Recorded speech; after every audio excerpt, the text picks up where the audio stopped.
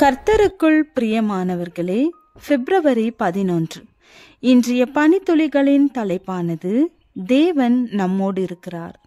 வசனம் மத்தேயு 1 அதிகாரம் 23 வசனம். இதோ ஒரு கன்னிகை கர்ப்பவதியாகி ஒரு குமாரனை பெறுவாள். இம்மானுவேல் என்பதற்கு தேவன் நம்மோடு இருக்கிறார் என்று அர்த்தமாம். மனிதனை தனிமைப்படுத்தும் காரணிகள் 3. 1. ஆபத்துகள் நம்மை சூழும்போது. 2. பாவம்.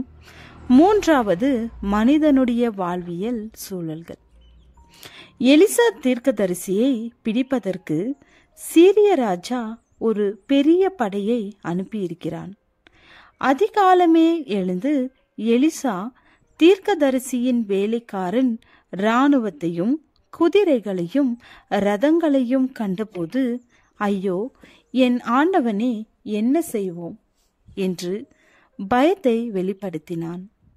இவ்வளவு பெரிய இராணுவத்திற்கு நாம் தனி ஆளாக இருக்கிறோமே என்று தன் தனிமை உணர்வை வெளிப்படுத்தினான். அதுபோல இயற்கை சீற்றங்கள், விபத்துகள், உயிரிழப்புகள் மனிதனை தனிமைப்படுத்தலாம். ஆனால் தேவன் எவரையும் தனிமையாக விடுவதில்லை.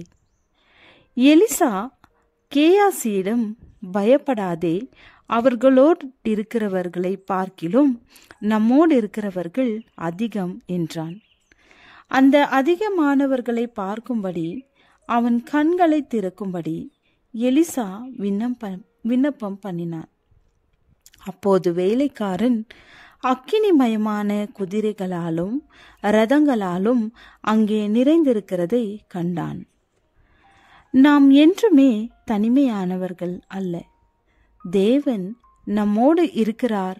அப்பொழுது தேவனாகிய கர்த்தர் ஆதாமை கூப்பிட்டு, நீ எங்கே இருக்கிறாய் என்றார். அதற்கு அவன், நான் தேவரீருடைய சத்தத்தை கேட்டதிலே கேட்டு நான் நிர்வாணியாயிருப்பதினால் பயந்து ஒளிந்து கொண்டேன் என்றான். பாவம் மனிதனை தனிமைப்படுத்திவிடும். வெட்கம், குற்ற உணர்வு, அவமானம் எவரையும் பார்க்க விரும்பாத சூழ்நிலை. ஆனாலும் பாவத்தை மன்னிக்கும் ஆண்டவர் நமக்கிருக்க அப்படி ஏன் உணர வேண்டும்?